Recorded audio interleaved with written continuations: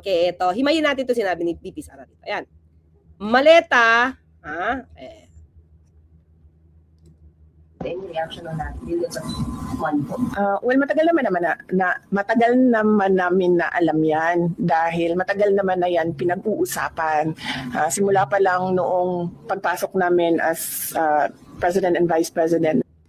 Matagal na nilang pinag-uusapan, mga ka-clear, bago pa or pagpasok pa lang nila bilang President and Vice President. So, ibig sabihin, na paamin si VP Sara na yung mga maletang yan ay panahon pa ng kanyang ama. Maliwanag. Ibig sabihin, yung maleta na pinag-uusapan yan, wala pang alam si Pangulong Marcos Jr. Matagal na naming alam yan. Ulitin natin, ha? Ulitin natin. Sige. Any reaction on that? Billions of money po. Well, matagal naman namin na alam yan dahil matagal naman na yan pinag-uusapan. Simula pa lang noong pagpasok namin as President and Vice President, naririnig na namin yung delivery ng mga pera na nakalagay sa mga suitcases. Pero ngayon lang siya lumabas in public dahil merong witness na nagsabi na siya mismo ang nagdadala. Diba? So, mga ka-clear, maliwanag, ayon mismo, inamin mismo ni VP Sara na yung mga maleta daw. Ako kasi hanggat hindi ko nakikita kasi may pera sa maleta, ayoko muna mag-judge, di ba? Kasi pwede maleta lang yan. But anyway, dito naman kasi, inamin niya na. So, gamitin na natin yung words niya na may pera talaga sa maleta. At ang pera sa maleta ay matagal na nilang alam.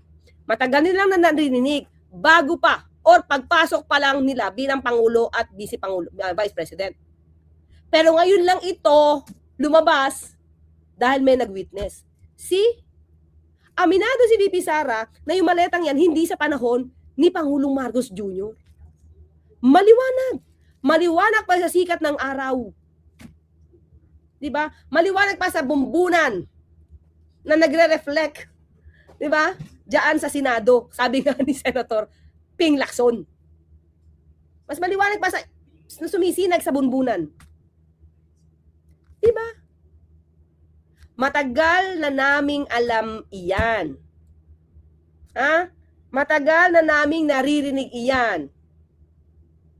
Pagpasok pa lang namin bilang presidente at vice-presidente. Pero ngayon lang ito lumalabas dahil mayroong nagsalita.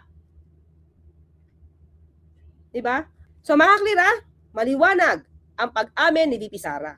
So, ano ngayon yung pinangangalandakan ng mga 18 na to, na ex-Marines daw, or former Marines. 14 lang naman the rest hindi. Na yung maleta panahon ni Pangulong Marcos Jr. Mismo si VP Sara umamin, napaamin mga ka-clear. Alam niya na merong maleta na. Diba? So, pinapahid nyo lang kay Pangulong Marcos Jr. para yung korupsyon ninyo noon mapahid sa iba. Tapos kayo malinis. Mga clear, tatake up natin tomorrow. Sinabi niya, meron siyang solusyon para sa korupsyon. Diba? Paano ka magkakaroon ng solusyon sa korupsyon kung sarili mong issue ng korupsyon, hindi mo maayos? Diba? Pero syempre sasabihin ng mga DDS, hindi nga, wala siyang ninakaw, ganyan. Wala maibabato sa kanila, malinis sila. Diba? Bakit? Takot kang ipakita bank accounts mo. Bakit takot ka ipakita ang SALN mo? Wala ka naman tinatago, diba? Hindi ka naman magnanakaw, sabi mo. Buti pa tatay mo, umami magnanakaw, harap-harapan umamin. Ikaw, kahit may issue, syempre, ba't naman siya aamin, diba? Paano kung magiging presidente ito, mga ka-clear? Tanong ko lang. Paano na yung confidential funds? Magiging kamukha yun ng tatay niya, hindi nagre-report. At lahat ng COA officers, tatakutin. Alam niyo ba kung paano tinakot ni dating Pangulong Duterte, mga COA? Taga-COA? Ano sabi niya? Ipakikidnap niya, mga taga-COA. Sandalihan natin ko. Ganon siya manakot, kaya nga hindi sila sinuway Tinareta niya yan. Sabi niya pa sipain ko kayo sa hagdan Nung nagpapakitang gila siya, sa Ilocos Norte, nung nadoon si Governor Amy Marcos. Governor ba siya nun? Oo, yata. Teka. Duterte threatened COA. Wait lang. Ayan, okay. Saan tayo, ano? Duterte. Once state auditors kidnap and torture. Tingnan nyo. Ganyan din mangyayari yan para hindi sila mapa-account. Diba? Para hindi sila makapag-account. Tatakutin. Oh. Diba? Tingnan nyo. Na-account ba? Yung dating mayor, Sara Duterte? Sinong pinalagay niya doon? Diba? Sabi ko si Kalida. Let's just kidnap people from COA. Let's bring them here. Then we will torture those of... Toot! Oh, ayan, oh. Takot naman to. Democracy has never been under threat like it is now. Like young people who say they are not intimidated by the president's violent rhetoric. With the youth being the hope of this nation, we have the capability or the strength or the abilities to actually take part in this matter. Ito naman, laging US, Duterte, lahat na lang US, hindi naman US. On a promise to end crime and corruption within his first 3 to 6 months in office. More than a year and a half later, his critics say Duterte's police have unleashed a series of killings unseen in recent Philippine history. Yan ang legacy niya, Jay Sonsa. Okay mga clear ha, ulit natin ha, yung maleta, pakita ko sa inyo. Pinakita ko lang yan, nag-segue lang ako. Ito mga clear, tignan nyo to. Pahiram nga po nito, nasaan na yun?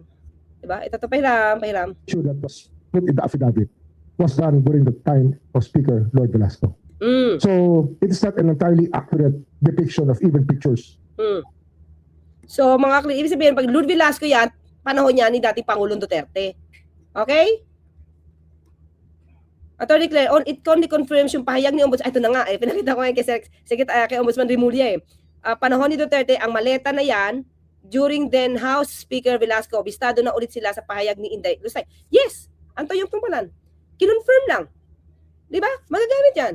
O, tapos sasabihin ngayon, Pangulong Marcos Jr. And even if, di ba? Even if, plus lang pruweba. Puro maleta lang. Di ba sabi nga ni NBI director, wala silang masabi na sila nag-deliver, puro kwento lang daw. O ito mga clip, pakikita ko to. Okay. Ito. Makihiram po one Luna vlog. Meron silang tignan na picture. Yan. Tapos doon sa picture na yun, makikita pala, may metadata. Mga clip, hindi ako masyadong techie, kaya nakikikuha lang ako ng ebidensya ngayon. No? Hindi ako techie. Doon sa mga picture, or ibang picture doon nakita, 2018 talaga. So, panahon ni dating Pangulong Duterte. So, in other words, mga ka-clear, gumagamit na naman sila ng mga resibo na peke. Ipapahid na naman. Diba? Ipapahid na naman sa panahon ngayon na in fact, doon dati pa pala yan dinideliver. Nakunan ng picture. Sabi dito. Wait.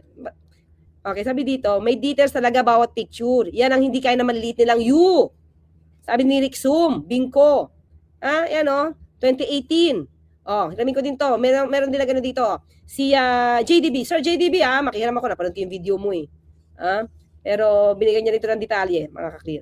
Dito, pinakita niya, saan ba yun? Itsura, parang kinumpare na ito yata yung sasakyan ni Chavit. Si Chavit ba to? Di ba? Parang pareho. Sa eroplano, sa design, nung kay Chavit. You know? Diba? Pakinggan nga natin si sir. Ito nga yun, kasama yung Sir, pahiram aeroplano na yun na ginamit kasi ito nga private jet na to, marami to. So, kung diyan nagkakamali, meron din si Saldico nito. Pero ito kaya kay Saldico? Siguro, hindi natin alam. Pero parang ba talaga design niya? Okay, anyway, yan. Sige, okay. Mayaman sila masyado. Tapos ito, pinakita niya dito. Okay. Hindi ka ako yan kasi wala namang mga maleta na nakalabas. So, Anyway, hindi natin alam kung saan pupunta yan. Sa Misibis ba yan? O sa ano? Dito niya pinakita siya dito eh. Yan may pinakita siya dito mga ka-clear. Sa isang picture din, ayun lumalabas na, 2018 din daw. Diba? Sa bawat picture. 2018, kita niyo ba? 2018. So, nagtingin-tingin siya dyan. Meron pa yata dito. Dalawa yata nakita niya eh. Hindi natin alam, diba? Ayun pa. Ito, mga clear.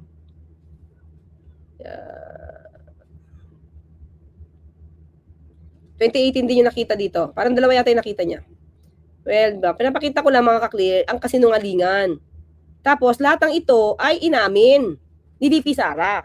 Diba? Na panahon pa noong nakaraan, matagal nilang alam. Wala pong sablay kahit ilang piraso yung aking itest diyan. Yan. Kaya lang, ganun pa man, pareho rin. 2018 din. Oh, di ba? Diba? Panahon rin ng dating Pangulong Duterte. So, anong ibig sabihin nito? Kaya 2016 siya, June 30, nagsimula naman ng kulan. Diba? So, ikalawang taon pa lamang, may mga ganito nang nangyayari. O, di ba? Yun yun mga kaklir eh. Di ba? So, pahid-pahid na lang sa current kung yung ganap na nakaraan. Yata may Vincir. Di ba? So, hindi makakailangan. Kaya minsan hindi ka makakapagsinungaling. Kasi lumalabas ang totoo sa bibig. Hindi, ito kasi tingin ko. Ito tingin ko. Tingnan niyo yung paano siyang in-interview. Mukhang hindi nakapaghanda ng script si VP Sara. Baka biglang, siguro, hindi ko alam kung nakapaghanda siya. Any reaction on that? Billions of money po. Well, matagal naman namin na alam yan dahil matagal naman na yan pinag-uusapan. Simula pa lang noong pagpasok namin as President and Vice President, naririnig na namin yung delivery ng mga pera na nakalagay sa mga suitcases. Pero ngayon lang siya lumabas in public dahil merong witness na nagsabi na siya mismo ang nagdadala. Diba?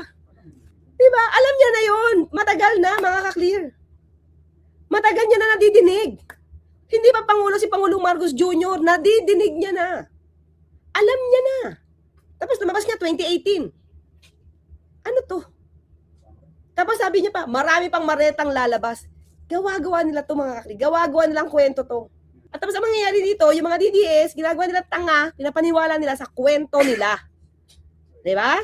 Pinapagawa nila sa kwento nila, pinapaniwala nila sa kwento nila na sila yung malinis. Ang mga Duterte ang malinis. Pero hindi naman natutulog yung Diyos, mga kaklir. Lalabas at lalabas naman yung totoo niyan. Diba? Matagal na nilang ginagawa. Mga kaklir. Ay nako. O yan, yung maleta. Maleta pala ng mga Duterte yan. Diba? Maleta ng mga Duterte. Okay, mga kaklir? Wala tayong inano dito Wala tayong inakusahan. Siya ang nagtapat. Tapos kay BBM yung ibibintang. Siya umamin, no? Pagpasok pa lang nila, Pangulong Marcos Jr. at siya, nadidinig na nila yan. So, kailan yun? Ibig sabihin, prior to President Marcos Jr., di tatay mo yun. Tatay mo yung maleta. Sa panahon niya, tama, si Ombudsman Boying Rimulya, sa pagkakakita niya, baka ngayon na napansin nila, meron na nag-check sa metadata. Di ba? Talagang hindi na uubos sa mga maleta ng mga Duterte. Kaya nga ang mahal-mahal ng bayad Sergeant Putik at Tali Babes After the flood control case, next na i-check yung Marawi City housing. Totoo yan. Funding, mali-maleta ng pondo dyan, pero hindi na na-rehabilitate ang Marawi City. Ghost town pa rin till. Sige po, alam ko, si Pangulo po ang nagpapaayos yan ngayon. Sabi ko nga, lahat ng kalat nila. Inaayos ng Pangulo Marcos Jr. San Juanico Bridge nga lang, pinabayaan Ang dami nilang pinabayaan, tapos ngayon, tayo lahat ang gumagastos. Pati yung utang, hindi nila binayaran, mga kaklir. Hindi nila binayaran. Lumalabas, hindi nila binayaran Sige, pakisabi na lang kung nagbayad ang mga Duterte ng utang. Para ma-update natin yung alam natin.